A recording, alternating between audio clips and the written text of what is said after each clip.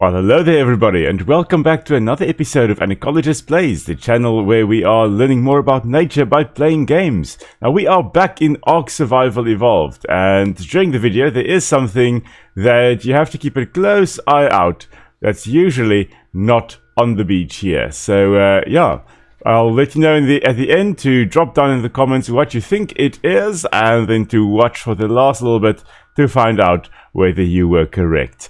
Now, we are on a mission today. We are heading off to the Redwoods again because we need a bear. So bear with me for this episode. We are going to be hopefully make it out of there alive, hopefully not just barely, and unfortunately for those of you who groan at puns, yeah, this is most likely going to be a fantastic episode. So stick with me and we'll make it through. So without any further ado, let's head off and go find Baloo. Now up ahead we do still have our trap, which is, I'm not sure what we were trying to trap there previously, but it is still there. So hopefully we'll be able to actually get a bear now. I have to keep an eye out for Thylacoleo up in the trees as well, the marsupial lions. And at the bottom here we have got terror birds, and we have a dead Glyptodon. We've got all kinds of things happening over here. If this is a higher level, I would like it perhaps a 68. That's not bad. Maybe we should try to trap it, get it as well. Let's get a murder chicken, eh? And now let's hope it can not get out. I don't think it can get out. Marvelous. Now, the terror birds or forest rackets were some of the top predators of South America. And they were alive in some of the, well, in the age of mammals, basically. And the thing is that South America was actually isolated from the rest of the world after it had split away from Africa many, many moons ago. And as a result, South America actually had some amazing, weird animals on there, including things like the terror birds. This one is now getting there. Including things like the terror birds and things like a marsupial, Smilodon-like cat. Well, not really a cat because it was a marsupial, cat-like, which was basically the marsupial version of Smilodon, or the saber-toothed cat. And it occurred on South America as well. And whenever you have isolation, you tend to have all kinds of weird things filling all kinds of niches that are available. And the terror birds here were some of the top predators on South America at the time. And that was up until the point where climate change started happening, their habitats started changing, their prey base started disappearing, and then, of course, there was the Great American Biotic Interchange, which happened when the Isthmus of Panama formed, which is when South America and North America actually joined one another. And as a result, and I just have to keep an eye out because there are Troodons in the area as well. But as a result, a lot of North American animals actually migrated south into South America. Things like saber-toothed cats started popping up in South America. This was not really the death knell for the terror birds, and we are going to call this one Nuggets. And we are just going to pop you into a pod.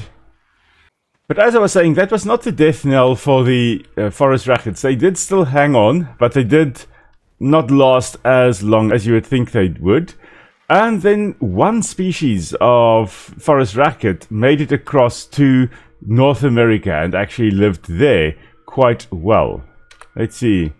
There is a male. It's only a level 12 though. We want a higher level than a level 12. If, however, you don't find anything, you will have to do a level 36. Well, it's not a level 12. That is better. Hello? This is a Purlovia. You know what? We are going to go for Purlovia as well. Come on. This is such a weird creature.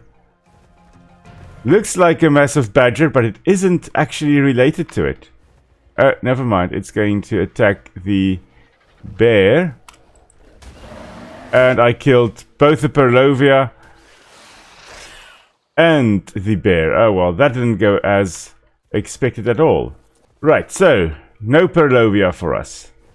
I think I called it Purlovia because I am thinking of Pavlova.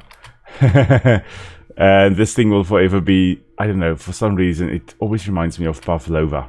I've never had Purlovia in my life, but it reminds me of that. Anyway, Purlovia. We are going to have to find another Purlovia at some point to talk about it. But we have got the level 36. Is that a Purlovia? The 36 dire bear in front of us here. That's a level 12 Purlovia. You know what? We may not want to tame it, but we can talk about it. Even though the Purlovia resembles a badger of some sort, it's actually not closely related to it at all. Instead, it is more closely related to things like the... that's a Microraptor. That's a Microraptor. No, no, no, no, no, no. Okay, well, that was a Microraptor. And that was the Purlovia. Okay. Well, the pawpaw hit the fan there, guys. Okay, so, Microraptor. I was too late to avoid it. Oh dear. There's a Troodon as well.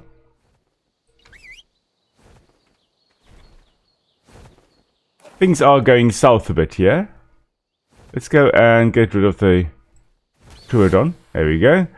But the Purlovia here, that unfortunately now is dead, was actually more closely related to things like Dimetrodon. And there goes another Troodon, and there dies another Troodon. Okay, yeah, good job. Good job, Flamecrest. But anyway, it was more closely related to the wonderful little Dimetrodon we have at our base. Now, notice the bigger teeth there and all those types of things. Typical Therapsid. This one, though, however, was herbivorous. It was definitely not a carnivore. That is a male. Oh, that's a very low-level male, unfortunately. We already have female Spinosauruses. We don't have a male, and that really is a very weak level. Anyway, so whether Purlovia was this much covered by fur is debatable. It lived during the late Permian period, which was a very, very long time ago. And yes, some of these stem mammals by that time would have had some fur. Whether Purlovia had, it is debatable. It probably didn't have, at least not as much fur. And not much is known about this creature, except that it was a herbivore based on the teeth structure. And it has got a relative that occurred in South Africa as well, also from more or less the same period. But this one, Purlovia, is from Russia. It was from the Russian steppes. So, yeah, it's actually quite interesting that they included another weird, kind of obscure Permian species in the game here. Nonetheless, we are actually after dire bears. So, let's crack on, shall we? We still have this male here, this level 36 male, which we may end up having to go for. Just so that we do have a male at least. Now that bear that we've got at level 36, that's really the bare necessity level of bear that we are going for. We are going to hopefully have a better, a higher level bear here somewhere. And we can, if we can get it, that is a very, very neon Diplodocus. Was a very colorful Diplodocus.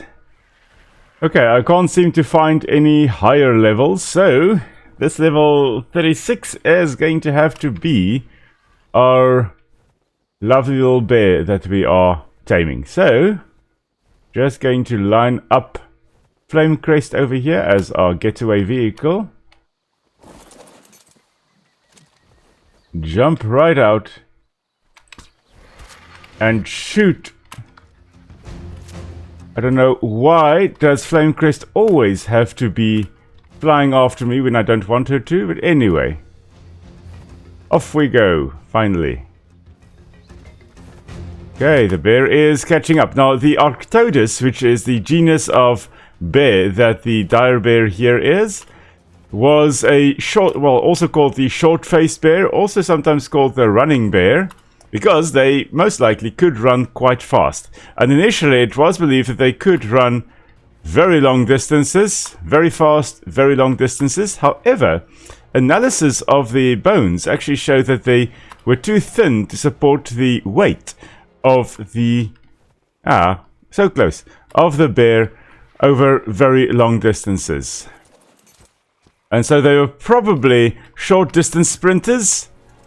But probably, yeah, not for long distances. So they could have run quite fast, but probably not for long. Now, with it being a bear, we could put in mejoberries, we could put in the meat, we can put all kinds of things in, because it most likely was an omnivore. We look at the teeth here. Typical omnivore teeth. Yes, they have got quite sharp canines over there, but they also have molars that are designed to actually break down plant matter quite well.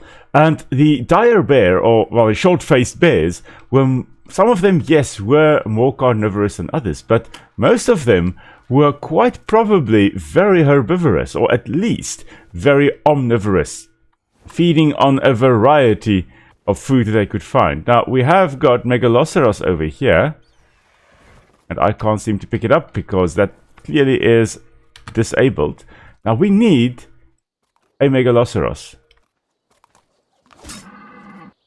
So, we are going to get a Megaloceros. Oh, of course. Level 100 dire bear is now just casually strolling along. So as soon as we have finished taming this little one over here, we are going to tame that one as well, because oh my word, I can't believe. Okay, and we of course we have got Terrorbird over here causing nonsense. There we go. Now the Glyptodont is upset with me. It's going to fly away a bit. So the Megaloceros over here, also known as the Irish elk, was a massive deer-like creature that lived in the northern hemisphere. And it was, as far as I recall, the animal with the largest set of antlers, which is extraordinary to think about. And we are going to be riding that one at some point. Okay, then we have got a bear. Bear with me here. We are going to get it. It's our level 53. That's not bad. Not too shabby, or in this case, not too shaggy. Let's go for that level 100 that was wandering along the beach here. There it is, I believe. Just going to drop down here. I have a respect for dire bears, mainly because the first wonderful parasaur that I had, Sushi, was actually killed by the first dire bear we encountered. And my wife and I were just kind of wandering through an area, and we encountered this dire bear here somewhere by the redwoods. And she asked, "Is it dangerous?" And I was like, "No, it doesn't seem to be attacking me." And I walked straight past it, and then it decided, "Well, stuff you. I am going to attack you." And then, of course, it destroyed Sushi, which I'm still sad about. And eventually it almost killed me, but we then ran away and came back and got revenge on it as well. Now the Arctodus, the dire bear, or the short-faced bear that the dire bear here was actually based on, would stand at about 2 meters high if on 4 legs, and about, well, 4 meters high when on 2 legs. So really massive creatures. As I said, would most likely have been an omnivore, eating plants and animal matter. This one really is taking a beating. And there's a reason why I want a bear. And there's a reason why I want a male bear as well. We're going to be feeding this one meat and berries. Let's see which one it prefers. 40 of the berries and 38 of the meat. Let's see which one of the two it goes for first. In theory, it should go for the berry first, rather than the meat. Although I think the meat has a higher value for it, so it may end up going for it first. We'll see. Not sure. But in theory, because it was most likely more herbivorous than carnivorous, it would have eaten would technically eat the berry first. Now, looking at the dire bear, they had, or the short-faced bears, the group of short-faced bears, had extremely long legs. They were very lanky individuals. And I think the largest one weighed about 1 ton, which is massive. As for why they had very long legs, it could be to actually run, and it most likely made them very effective runners. I mean, if we take out our dire bear over here, it doesn't quite show it as lanky as it would be. These guys would really have had very, very long legs, even hind legs. They were really long, thin legs. Relatively short snouts, but not that much. Short-faced bear is actually a bit of a misnomer, as some of them had longer faces as well. So some, yes, did have short faces, but others had longer faces typical of your modern bears.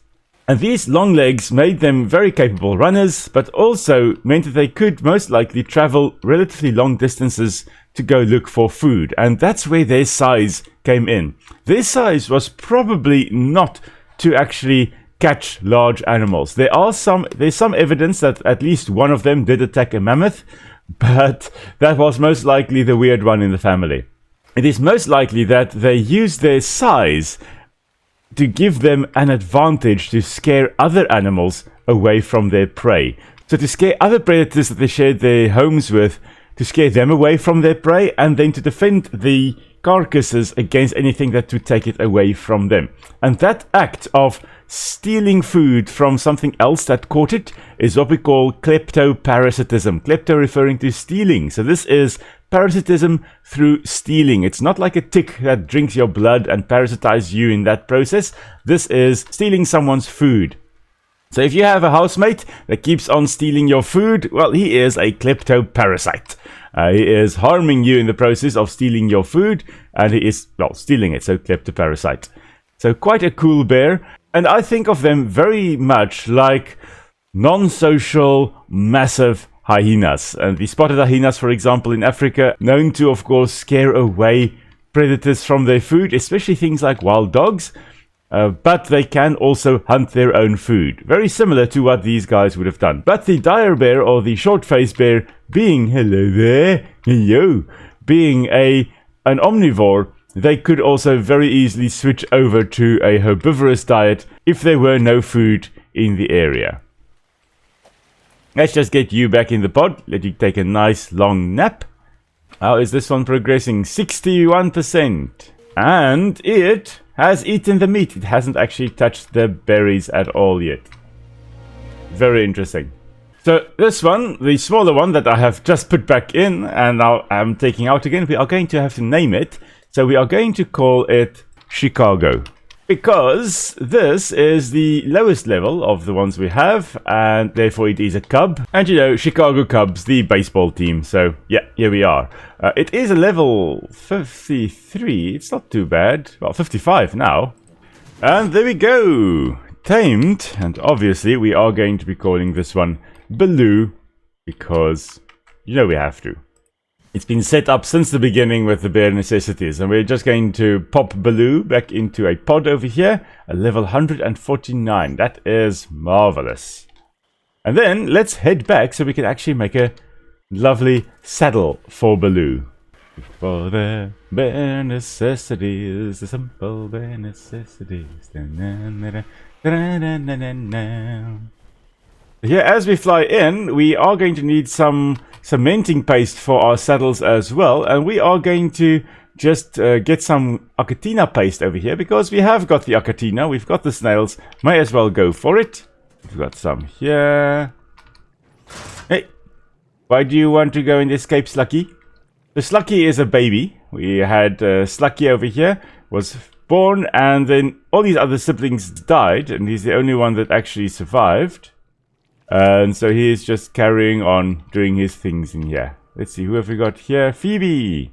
Okay, so we got quite a bit of Arctodus paste there, basically acting like cementing paste. That's going to be marvelous. Now we need quite a bit of hide, which is not a problem. Actually, Flame Crest over here should have quite a lot. Okay, now let's pop them out, shall we? Let's get Baloo out. That's Baloo. Hello there, Baloo. We've got Chicago over here. Yeah, you two clearly are related. And then hidden in the cryo fridges over here, the highest level of the lot. And the reason we needed a nice male, we've got Winnie. You know, like Winnie the Pooh, because why not? So these three, wow, they really look very similar. So we've got Winnie, and we've got Baloo in front here, and then we've got Chicago over there. Right, so, saddles. Let's equip it. I don't actually want to be riding the cub, or, well, Chicago. but we are going to put one up in any case. And we're just going to pop you back into the container, into the pods. And let's actually take Winnie out for a spin. Now, we need Winnie to be able to carry quite a lot of weight, have quite a lot of stamina, a lot of health. Oh, shame Winnie is going to look quite bad, but she's going to be quite strong. And there we go. So this is Winnie. The thing with the dire bear, she is looking quite worse for wear here. But the thing with the dire bear is that as long as you keep running in a straight line and don't get stuck on something, you keep on running faster and faster and faster and faster and faster, up to a point, of course. But you can travel quite long distances. You can see there our stamina has barely gone down. You can travel quite long distances with a dire bear, which is amazing. You can't jump, but nonetheless you can really travel quite a long distance. Starts out slow, and I think that is because this is supposed to be the running bear, or the short-faced bear. Hello, that's a very blue monkey.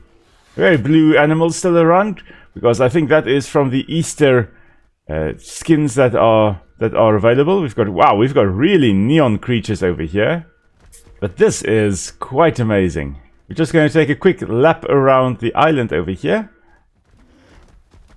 See how far we can actually get before we run out of stamina. Really fast. I mean, I'm going to pump up the speed as well, the movement speed of Winnie over here. But nonetheless, this is extraordinary. There's a Troodon. Let's test our skills. If I can hit it. Oh, well, that was a quick one. Okay, well, level 12 doesn't really take much to take down a level 12. Let's go and test it against something bigger and badder. Let's take down the Triceratops. Well, that went well. And then, of course, you can use the dire bear to go and harvest honey from hives without the bees knocking you off and without you getting stung and injured and all kinds of things. There's a Tapijara. I wonder whether I should try and tame that as well. Well, maybe we should do that next time. Yes, maybe next time we'll tame a Tapijara. And then drop down in the comments quickly. What do you think is the thing that is on the beach here that normally isn't there? Have you typed it? Pause the video, quickly type it. And then let's see whether you were right. If we go just across the crest over here. Right next to our one Dimorphodon. Blending in on the background, there is a person lying and taking a nap and saying, I want to be volunteered as sacrifice. So this is my wife's avatar. She joined me a little while ago, and I've been keeping her in the back room here. Not dodgy at all. And then last night my brother joined me in Ark. Basically wiped out all the dodos on this island. Well, almost all of them. And he just signed out there. And now I just need to drag the body back in here. Yeah. Flop it down onto the bed. There we go. Cozy. And off we go. Right. Well, thank you very much everybody for joining me on our little adventure again here today. Hope you enjoyed it. It has been a lot of fun for me to make this one as well. Finally got another bear. Shame Winnie here is looking quite worse for wear. Let's just pop Winnie back into a cryopod so she can recover. Hello there, Baloo. You beauty. Oh, what a magnificent creature. Let's see, size-wise, yeah, they are about right. A little bit bigger than they would have been. They would have been about 2 meters when they are on all fours, which is round about up to there. It's not quite as big as it is here, but, close enough. This is a fictional creature as well. Anyway, hope you all enjoyed the episode. If you did, please give it a like. And remember to tell your friends about the video so they can also come and watch it. And hopefully learn a little bit more about nature along with us. So until next time, everybody, stay safe. I will see you all soon. Bye.